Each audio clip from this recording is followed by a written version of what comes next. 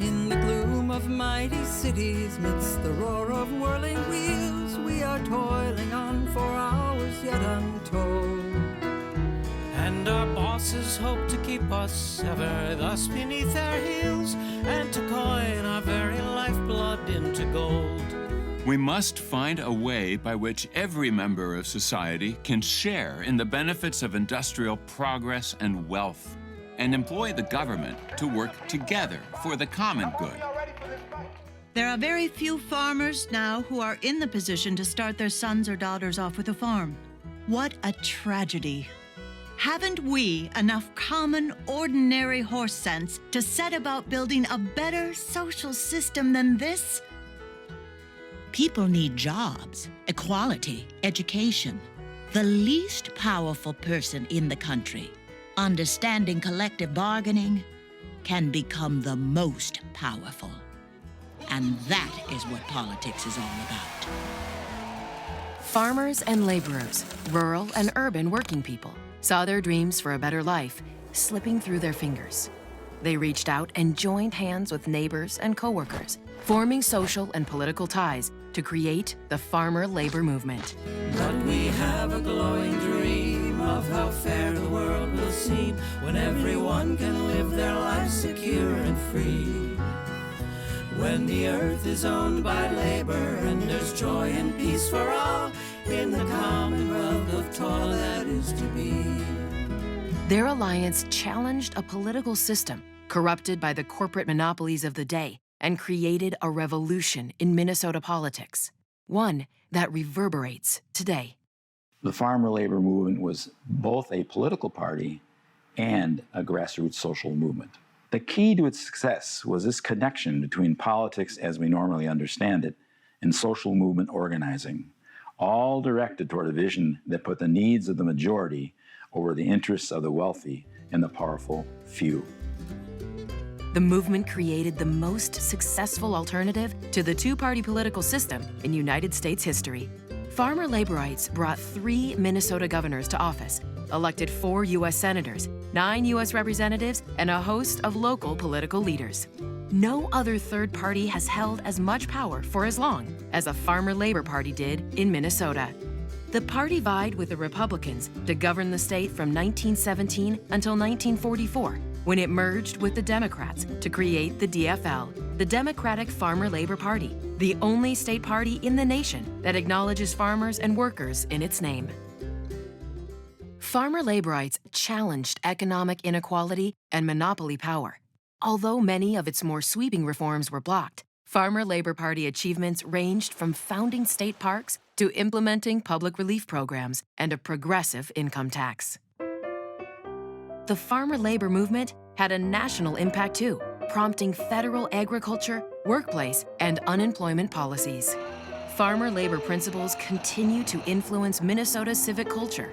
An educated citizenry, strong voter participation, social movement activism, and a belief in government for the public good.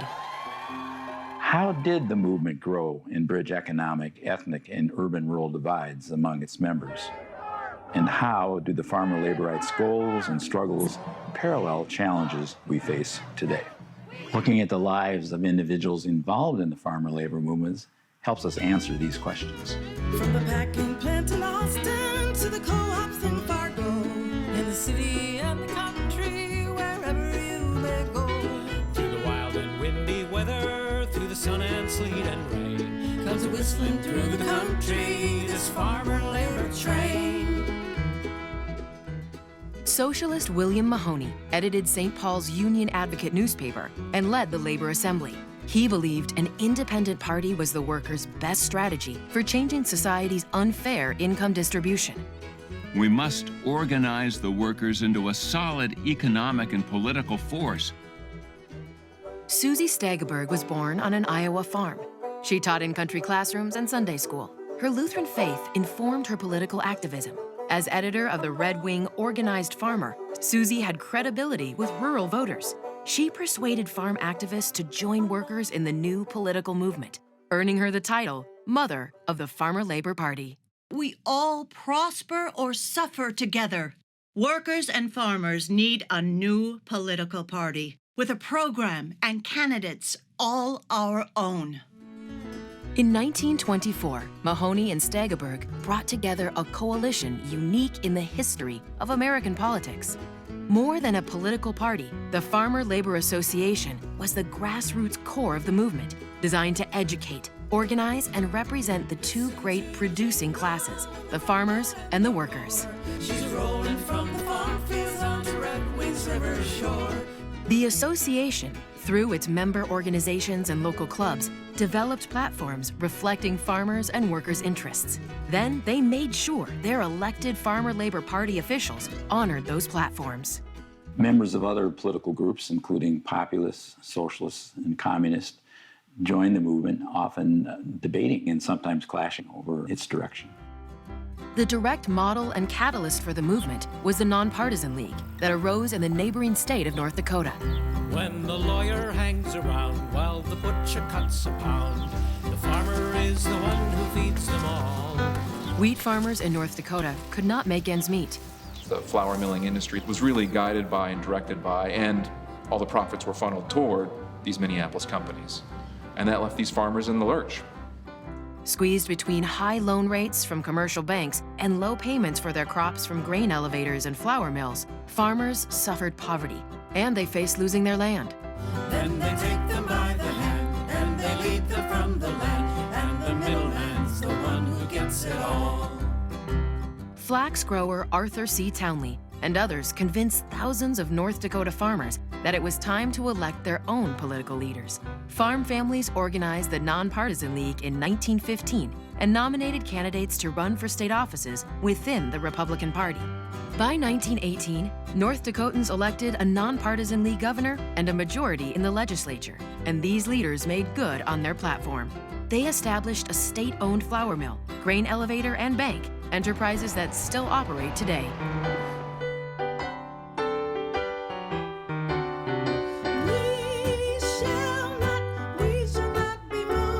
The movement's focus on economic issues brought people together across powerful racial and ethnic divides.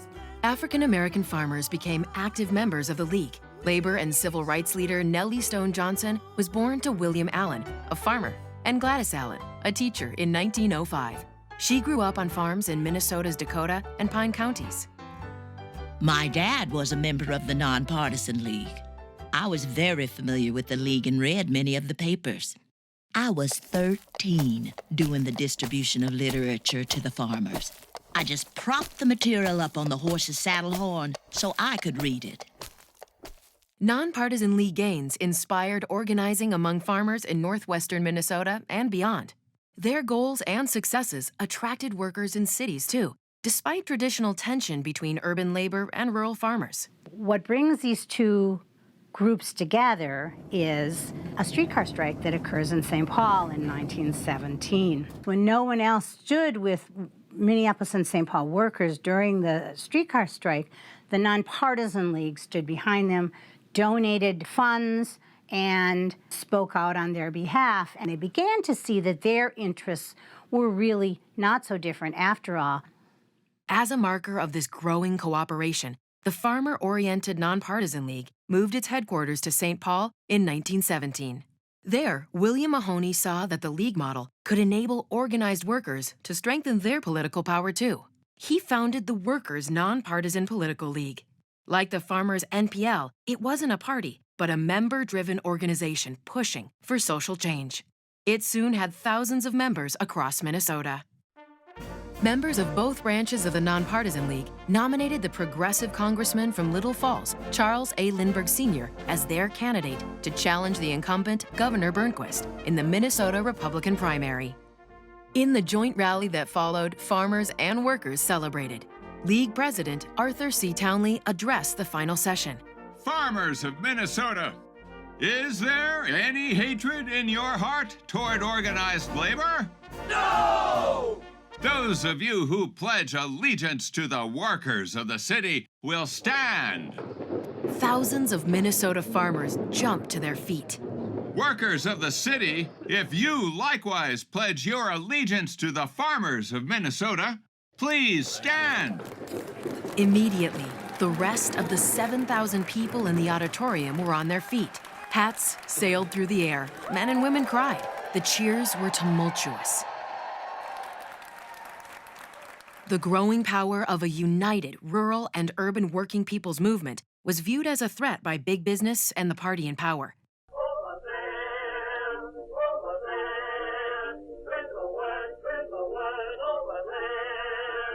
League organizing took place during the height of U.S. involvement in World War I.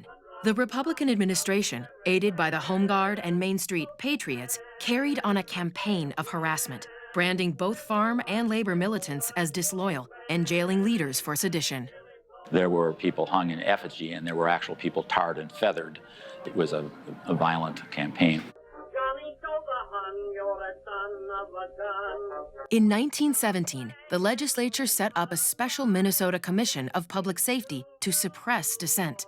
Members of the Public Safety Commission who directed it were mostly corporate leaders from Minneapolis. They saw this as an opportunity to extend their power across the state and deal with a number of the challenges to their power in Minneapolis through violating what today we would see as basic civil liberties. John F. McGee became de facto leader of the commission that targeted groups well beyond opponents of the war.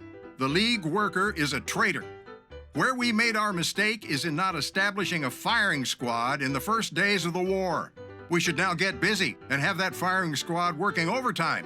The disloyal element in Minnesota is largely among the German and Swedish people.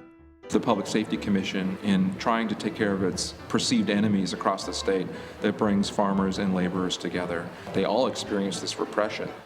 That really did cause people to think about where their political loyalties really ought to lie and who's going to be on their side.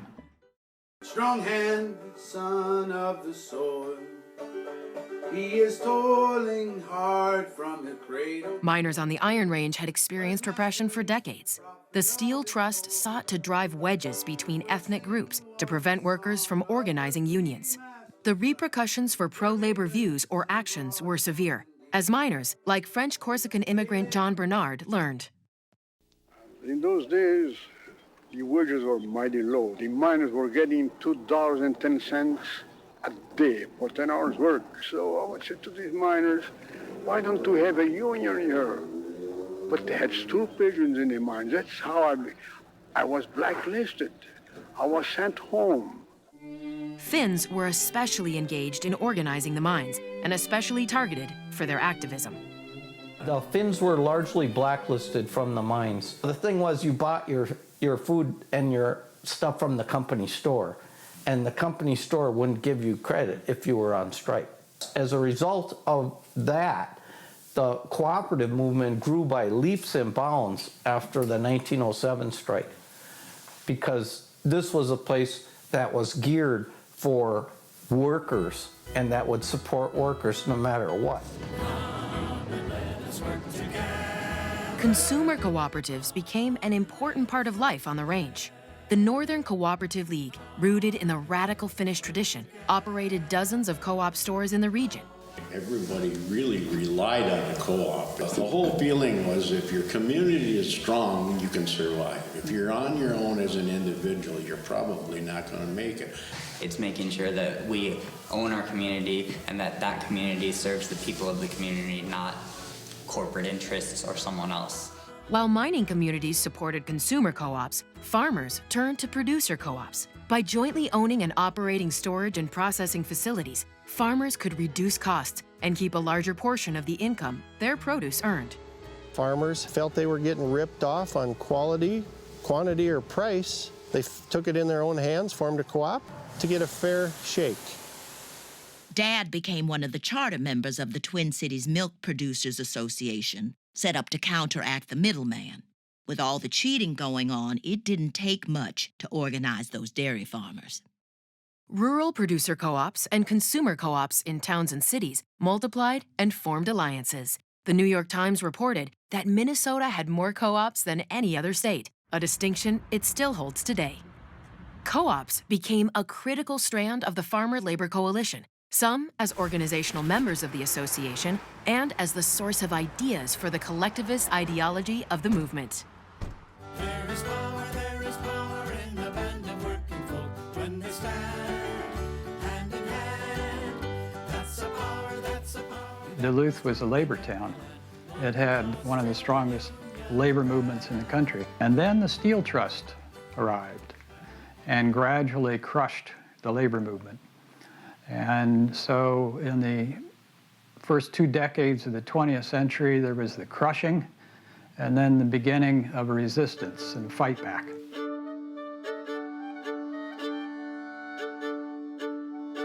I grew up in Duluth, up in the hills, a community we called Little Jerusalem. There was an enormous amount of anti-Semitism. The first time they called me a sheenie, they made me a communist. Discrimination came not only from neighborhood kids. Irene's revered third-grade teacher told her class that undesirables from other countries were a blight on America.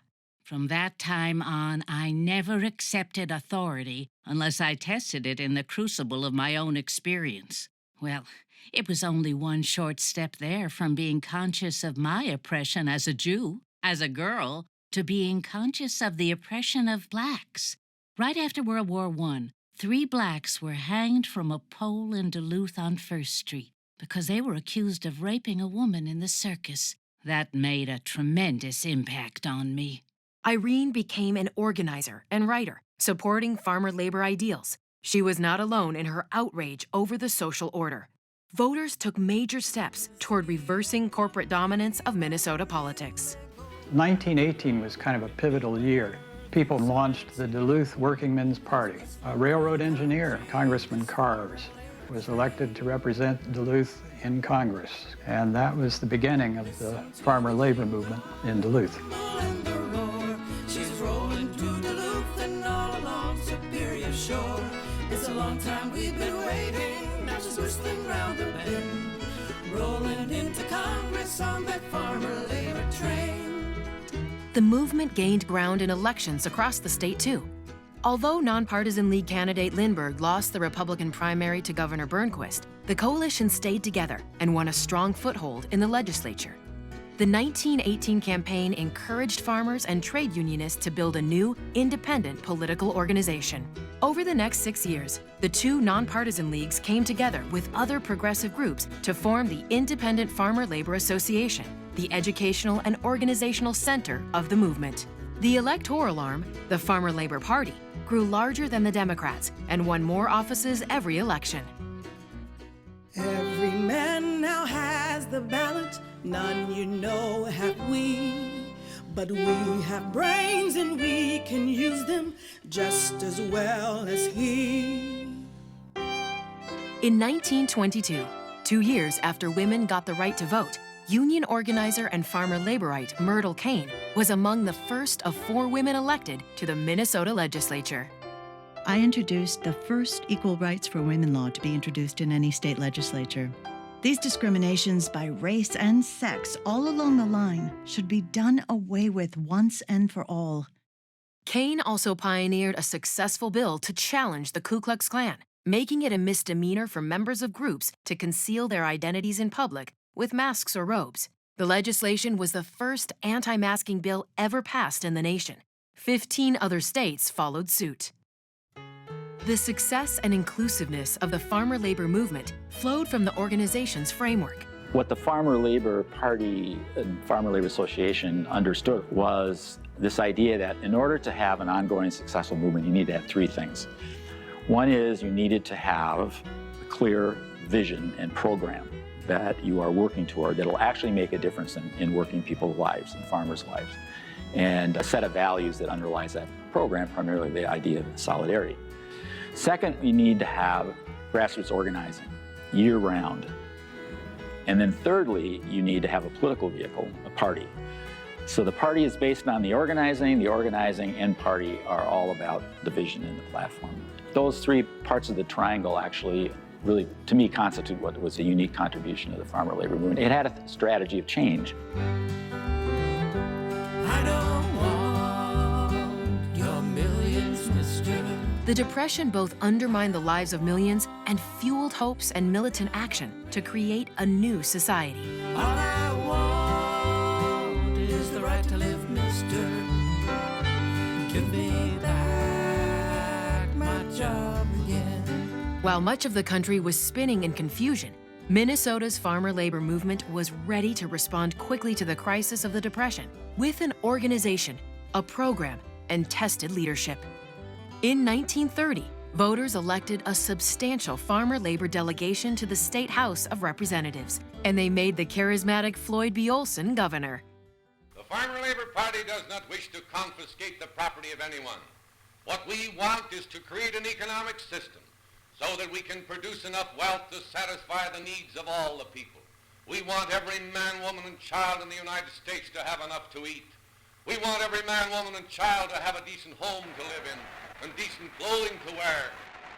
What had appeared radical in the 1920s seemed like kind of the lifesaver in the 1930s. I mean, there was real doubt that capitalism was even going to survive with 25–30% unemployment.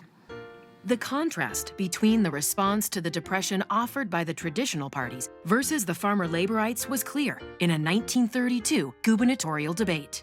The state and national governments have engaged in a wild orgy of spending. I pledge to cut every appropriation 20%. The present administration has lacked the courage and foresight to cut expenses. All I hear people talking about is their rising taxes. I disagree that people are only talking of taxes. The people of this nation today are talking mostly about eating, and the farmers are talking about getting the cost of production for their crops. We're going to go to the Capitol and we're going to change state policy. We're going to talk about food, schooling, healthcare. And all of these things emerge through farmer labor organizing. And it also, I think, opened up all of these opportunities for women to be much more politically active and much more visible. There is power, working women, working men, when they stand hand in hand. From its very inception, the founders of the party believed in the equality of women. They believed in and spoke out for equal pay, which is way ahead of their time. The association adopted a quota, unheard of at the time, 1 woman to every 2 men on the state committee. Women developed their own organization within the association, the Women's Federation. Federation women battled against discriminatory wage scales. They took on the relief department in Minneapolis when it refused to hire young married women. The Federation took on the Farmer Labor Association, too. It advocated for policies that made family living conditions and fair access to relief of equal importance with workplace issues. Touch the toil and sorrow in the soil where the greenbacks never grow on what I borrowed. The farmer labor movement also supported community efforts to relieve the rural economic crisis. In southwestern Minnesota, farms boasted fertile earth that produced plentiful harvests and well-fed pigs and cattle. World War I brought high crop and livestock prices. Land values and interest rates shot up too. After the war ended, demand for farmers' products and the prices they could get for them crashed. But the high rates on loans they'd taken on in the boom years stayed the same. If you incur a debt, let's say corn is 80 cents a bushel, and you try to pay for it when it is 2 cents a bushel, it doesn't make any difference how hard you work. You can't do it. And farmers were losing their farms.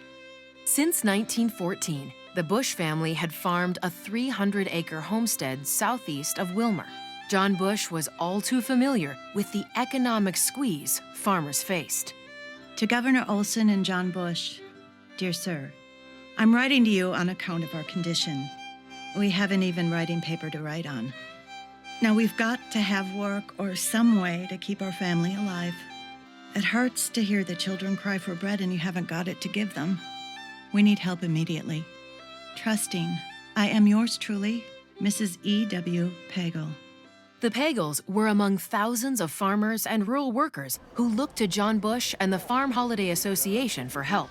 In 1932, John was elected state president of the new organization, an offshoot of the Farmers Union. The Farm Holiday Association advocated nonviolent collective action to save family farms. Members demanded that prices for agricultural goods be set above the cost of producing them. Their first tactic was to strike, withholding dairy, livestock, and crops from the market to boost prices. They dumped their milk, they wouldn't sell their milk. They tried to block the trucks that were hauling livestock to the South St. Paul. They throw a spiked plank across the highway. But coordinating thousands of independent farmers desperate for income from perishable foodstuffs proved daunting. The strike had fizzled, the strike had failed, and they called that off, and they concentrated on the mortgage moratoriums and preventing foreclosures after that. Come along, all workers come along, help the union to grow strong. While the Farm Holiday Association was organizing for fair prices from companies that processed animals they raised, workers inside the Hormel meatpacking plant were building their own movement. Frank Ellis led the drive to unionize the Austin, Minnesota plant. His whole life had prepared him for the role. Hell, I belonged to the Cook Waiters and Waitress Union. Then I joined several different unions, and if there was a union, I joined it because I'd learned that in early life, you know, I believed in it. Frank's father was a farmer. While plowing, he suffered a serious injury and infection that paralyzed one of his feet. Unable to farm, he went to work for a Swift & Company meatpacking plant. A grease pipe busted above him, and he started to jump out from under that grease pipe, and his foot slipped and he fell into a sewer there and broke that bum leg all to pieces, and they had to have it cut off, and that killed him. That's all there was to it. No compensation of any kind. I went to work at Hormel's over here in 28, down at Austin. I run a gang there at Hormel's for 5 years. The work had become short weeks, cut pay, and here comes the foreman to insist that you sign a card saying that you'll allow them to take money out of your pay to go to the community chest. And as the story is told, one of the workers said, they expect us to help the poor people. Well, we are the poor people. They started a sit-down strike, and they occupied the plant. This was in November of 1933. It was the nation's first sit-down strike.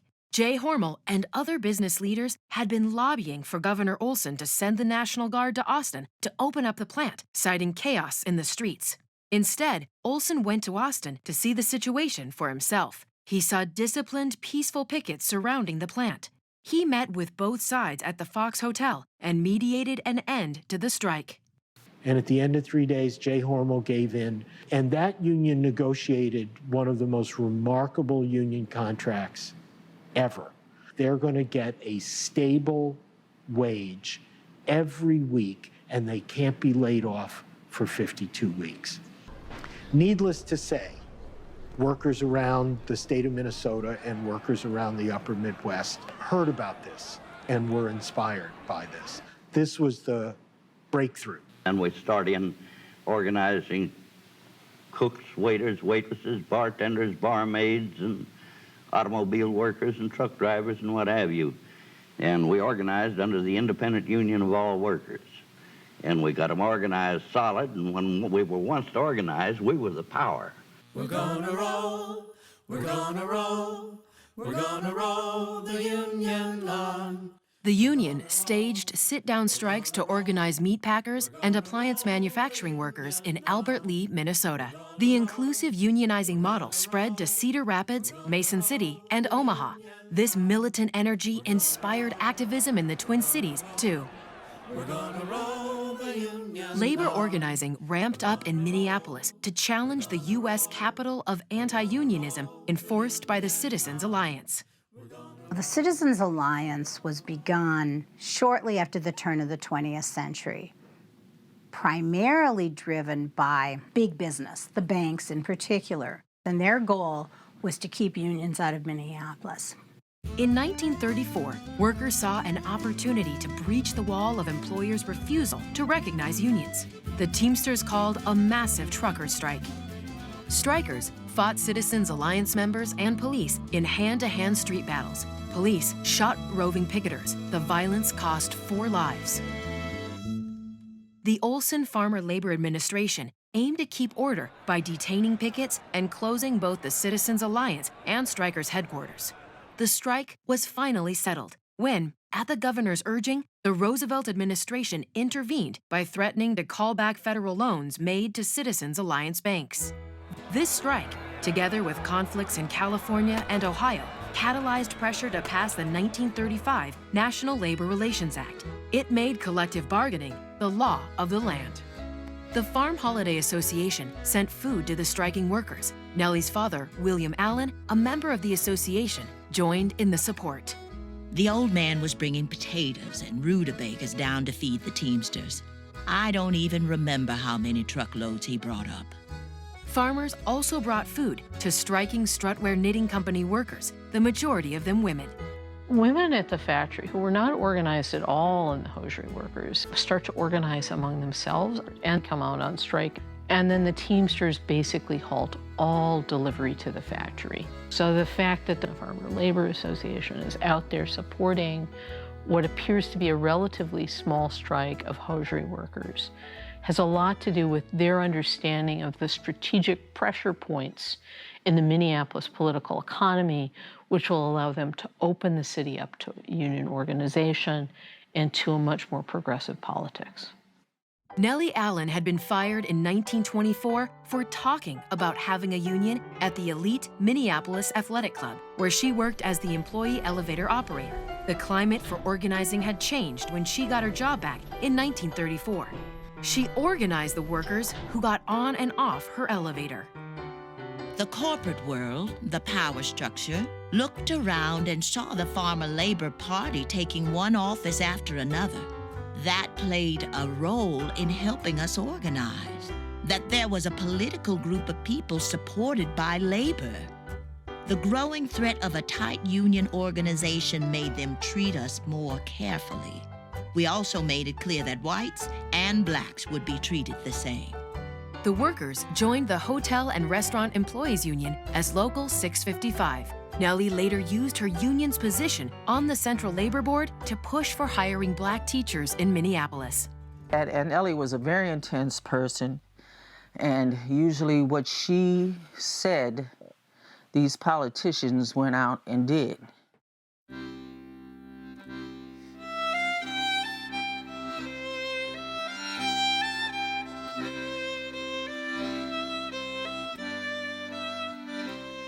While supporting union strikers and the Farmer Labor Coalition, the Farm Holiday Association was using its own collective tactics to halt foreclosures across the region. And so they had what they call a penny auction. And they bid the stuff back in at pennies. What am I bid for the cow? What am I bid for the cow? 5 cents for the cow. And then they give it back to the farmer after that was done. 10 cents for the tractor.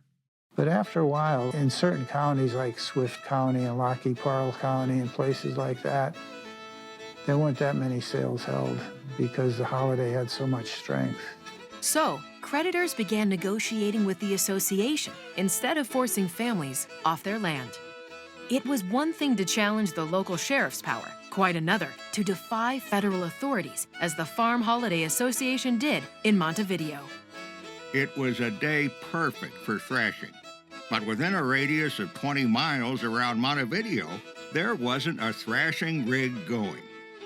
There was a scheduled foreclosure sale, and they shut down the thrashing and everybody went to town, crowded. The town was full of people as far as South Dakota, Iowa, North Dakota, and the poor U.S. Marshal. Actually, I felt sorry for him. He had a bodyguard. He said, "I'm here with the judge's order in my pocket," and he patted his gun. When someone hit the marshal, I turned him around and I told him, "There's about 6,000 of us here. You don't need to do that." The marshal called the federal judge. The judge said, "You can't do this. It's illegal." Harry Hoagland says, "We understand that, but we're doing it." They stopped the foreclosure. Just after that gathering, John Bush got a call from Governor Olson. Governor Olson told me he had a call from the president. He called me to tell me specifically. He knows you and he thinks you're doing a tremendous job, but you can't buck the federal government. You're going to spend the rest of your life in the pen. Well, I said, "Now, Floyd, up till now, we've hurt no one. You'll put me in the pen if it takes 10,000, 100,000. It takes I don't know how many. I'm not going to stay there. If you want a civil war, if that's what you're aiming for, that's the way you'll get it. Instead of arrests, the militant unified actions of the Association on Farms and in a mass rally at the Minnesota Capitol gained a state foreclosure moratorium. And at the urging of President Roosevelt, Congress passed a law providing subsidies to farmers in exchange for cutting production. We built dams and bridges by the score, just leaning on a shovel, and lots of housing for the poor. Chester Watson was born on a farm near Aiken, Minnesota. He attended Carleton College and had formal training in music. He worked in Hollywood as a film actor and singer. Chester also took a job in California as a probation officer. I became discouraged because society was creating more poverty, or through poverty was creating more delinquents than social workers could take care of. And so I quit the job. I had a hard time making my living back there, and I can remember going for several days on the road without having anything to eat. And of course, this was my first taste of being unemployed. Chester returned to Minnesota, to Rochester, where he worked as a social worker, was active in the Farmer Labor Association, and ran for Congress. He was fired for helping get relief for wives and families of men who had been jailed. And it was during this time that unemployment got worse. And we'd have boys up at the state reformatory at St. Cloud for stealing a few chickens from some neighbors in order to go to a dance on a Saturday night, and cases of people stealing hay to feed their cattle. Chester was recruited as president of the Minnesota Workers Alliance and devoted himself to the cause of the unemployed. We had day-to-day struggles of people coming into the office or coming to meetings, telling us what their situation was, where they had been denied relief, medical care, and we would take them to the relief office and see if we couldn't get this case straightened out. We had close to 40,000 people join the Workers Alliance in the first year that I was president of that organization. We went to businessmen and we'd say, "Look here, Mr. Merchant, we want you to sign this, asking for more WPA jobs from Congress. If we can get work and are paid for this work, we will be able to pay our bills at the grocery store, to the dentist and the doctor, and we'll be able to pay our rent." And so we had merchant after merchant that would say, "Yes, I want you for customers, and I'm very glad to sign this for you." The Workers' Alliance kept the unemployed associated with the labor movement and brought together white workers and black workers in a common struggle. When the earth is owned by labor and there's joy and peace for all in the commonwealth of toil that is to be. By the 1934 Farmer Labor State Convention, the connection between grassroots activism with the responsive government bore fruit. Floyd Olson fired up the convention when he declared, "Now I am frank to say that I am not a liberal. I enjoy working on a common basis with liberals for their platforms, but I am not a liberal. I am what I want to be. I am a radical. I want, however, an orderly, a sane, and a constructive change." Then we'll sing one song of the workers' commonwealth, full of beauty, full of love and health. The following day, Farmer Labor Convention delegates passed the famous Cooperative Commonwealth Platform, a Magna Carta of American left-wing politics. It was the most radical sort of platform ever passed by a major political party.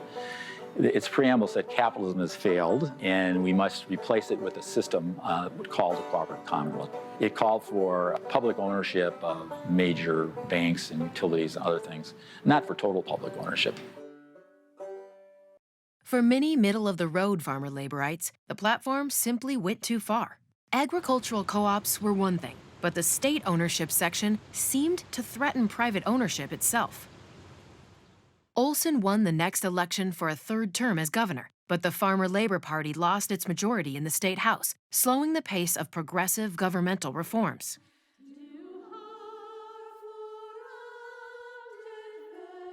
As Olson decided not to seek a fourth term as governor, delegates at the 1936 Farmer Labor Convention endorsed him for the United States Senate. However, Olson was gravely ill. On August 22, 1936, he died at Rochester's Mayo Clinic of stomach cancer. Many Minnesotans felt a personal connection to Floyd Olson. 200,000 grieving people filed past the much-beloved governor's coffin in silent tribute.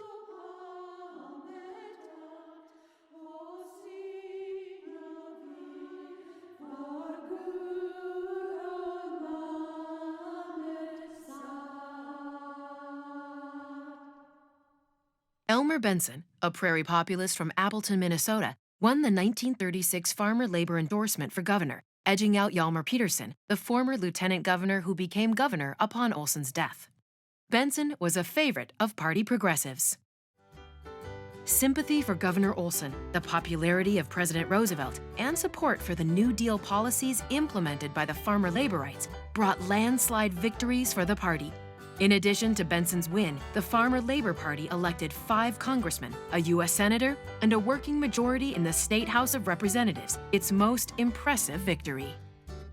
The margin of the electoral wins enabled the Benson administration to put movement ideas into practice and expand support for unions and progressive farm groups. The victories demonstrated the farmer labor movement's appeal across the urban-rural divide and across traditional ethnic divisions. John T. Bernard ran for office in 1936 on the farmer labor ticket. He ran for 8th District Congress, and he was an immigrant.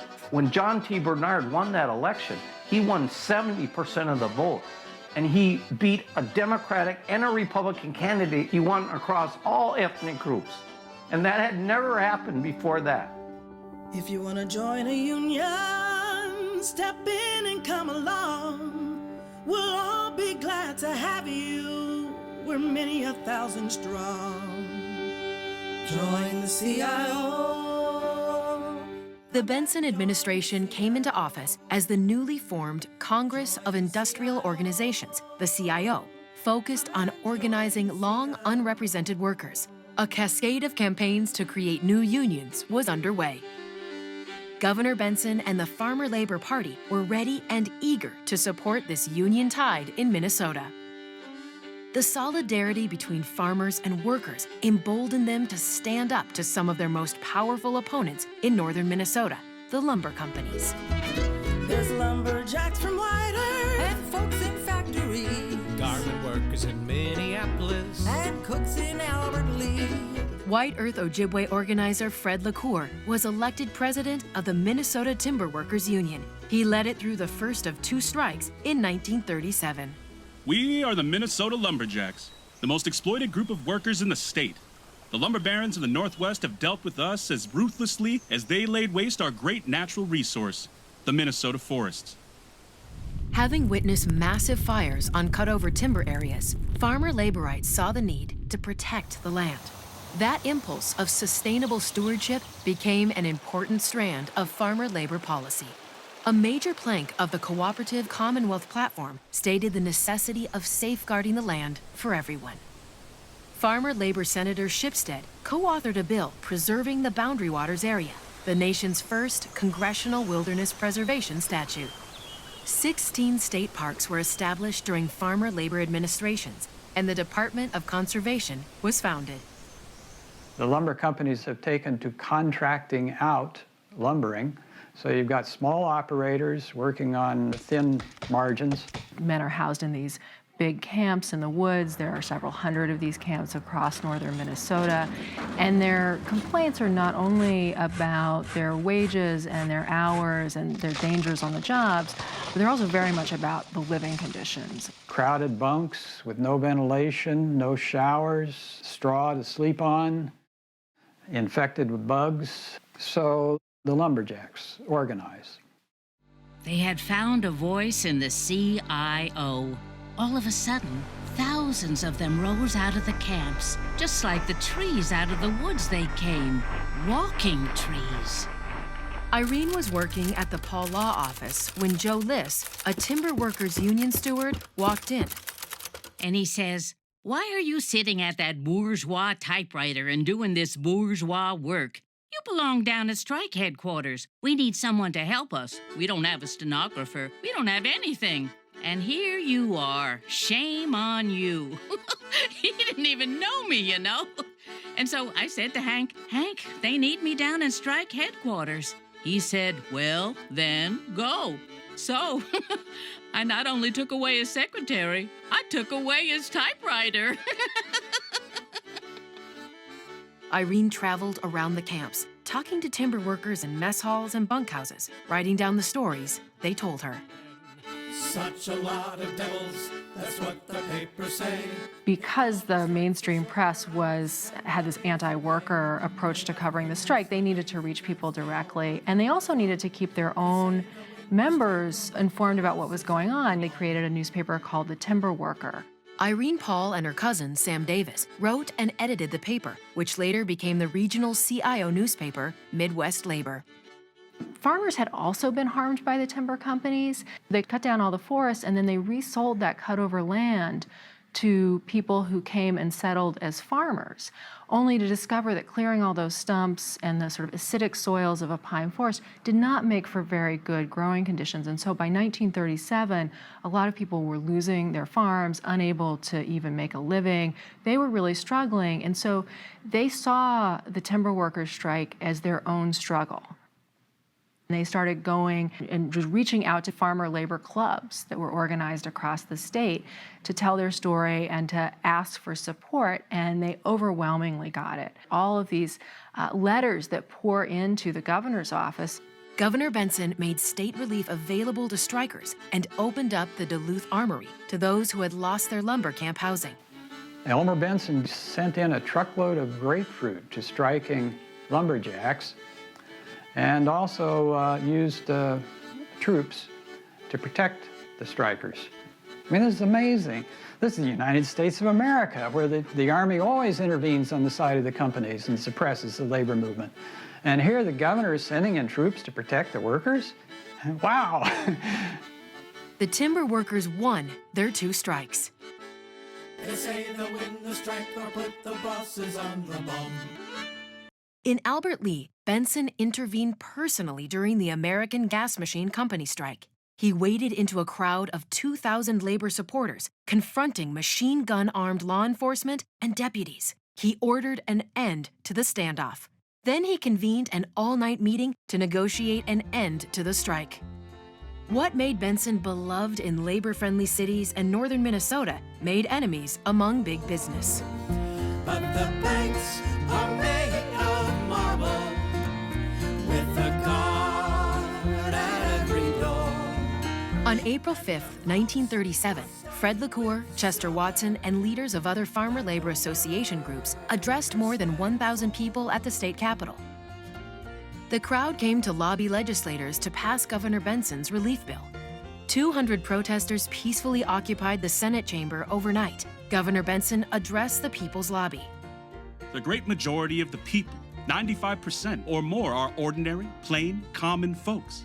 These are the people that are producing the wealth, keeping our government going. And if we would use our common sense, we would make this country the finest, happiest place in the world to live in. At the request of Governor Benson, the occupiers left the chamber the next morning.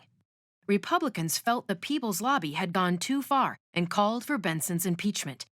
While the Farmer Labor Party was at the height of its power, many Minnesotans felt excluded or alienated by Benson's staunchly progressive approach. Business owners complained. Floyd Olson used to say all those things, but this son of a bitch Benson really means them. Divisions that had been festering inside the Farmer Labor Association now burst out into the open. Especially damaging was the conflict between the AFL craft unions that had been at the core of the movement and the emerging industrial unions organized by the CIO. Governor Benson strongly supported the new movement, causing resentment among old AFL allies like William Mahoney. Conflict with left-wing members led Mahoney to leave the Farmer Labor Party he helped create.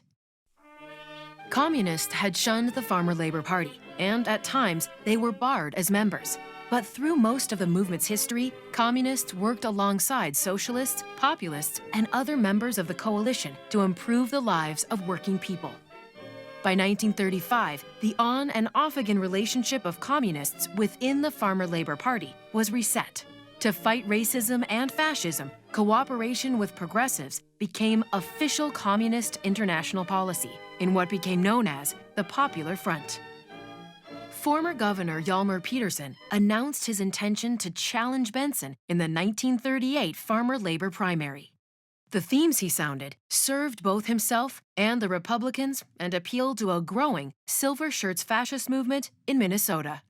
I abhor the communist teachings of overthrow of government by revolution and the destruction of the church.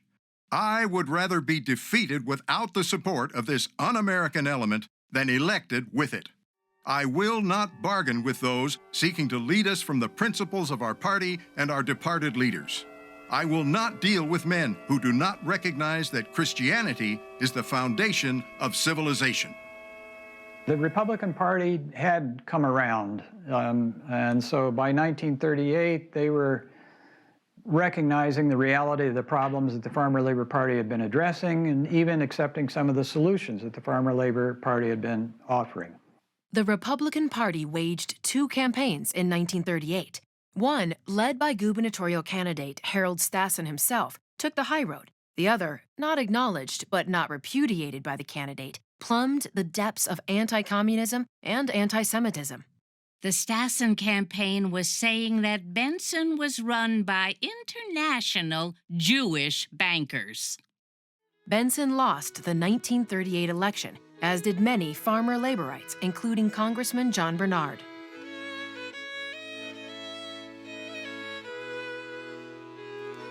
Now, after that election, there's a three-way fight. There's the Republicans, there's the Farmer Labor Party, and the Democrats. And the Republicans are the biggest vote getters of those three camps. So that leads then to the idea that the Democrats and the Farmer Labor Party should unite so that they can win the elections against the Republicans. Farmer labor candidates for statewide office continued to outpoll the Democrats, but were defeated by the Republicans in 1940 and 42. With the U.S. entry into World War II and an improved economy, popular support declined for the Farmer Labor Party's militant anti-monopoly policies, and the ideological gap with the Democrats narrowed as the party had become more progressive through FDR's New Deal platform. Farmer laborite Nellie Stone Johnson met Democrat Hubert Humphrey on campus when she attended the University of Minnesota. They became friends and allies. Both sought to bring their two parties together. But a lot of farmer laborites and Democrats were bitterly opposed to combining the two parties. And it was a tough negotiation because there was suspicion between the two groups. Finally, in the spring of 1944, fusion was effected. And both sides thought, when the agreement was made, that they'd be able to really capture control of the merged party. Political unity within the DFL did not survive past the end of World War II. Farmer labor opposition to the economic and Cold War policies of the Truman administration met head-on with the corporate liberalism of the Democrats. A struggle for control of the new party raged over the next 4 years. The farmer labor branch of the DFL lost much of its influence. Ultimately, the Democratic wing soundly defeated the former farmer laborites. By May of 1948, Marion LeSueur had enough. She resigned her post as vice chairwoman of the party, spelling out her reasons in a letter to the party chair. Why should we go further into an insane struggle for power, pitting neighbor against neighbor over false issues and name-calling? The Democratic Party has become a part of the bipartisan party of the monopolies, which are the enemies of the people everywhere. Liberal concerns about Soviet strength and domestic subversion, coupled with conservative resistance to social change, fueled the anti-communist suspicions, which led to McCarthyism. Some farmer laborites suffered serious consequences, questioned before a congressional committee, fired, blacklisted, or harassed by the FBI. The fear of being branded a communist or a communist sympathizer discouraged many from passing on their farmer labor experience to following generations. Living memory seems to have been severed. The Farmer Labor Party ceased to be a separate political force after the DFL merger. But progressive ideas, policies, and institutions established by the farmer labor movement are still strong in Minnesota today. They called us wild-eyed Bolsheviks. Starry-eyed radicals was the kindest thing they said. Never, it's impossible. This is utterly impossible, you know? Social Security, unemployment insurance. You see how the impossible becomes possible. How do we stand up the corporate entities that want to continue to extract and do with our allies, the working people of the state? I got the same pay that the men got, and it's because of things Aunt Nellie had fought for to make those unions happen. Grassroots politics really made the difference, shaped the policy, and changed the world, at least in Minnesota. We'll make America land all can love. Organize her, unionize her, make the bright star of right shine above. Make the railroads and the factories and the farmlands all our own. We'll make America our own sweet home. We'll make America our own sweet home. Thank you.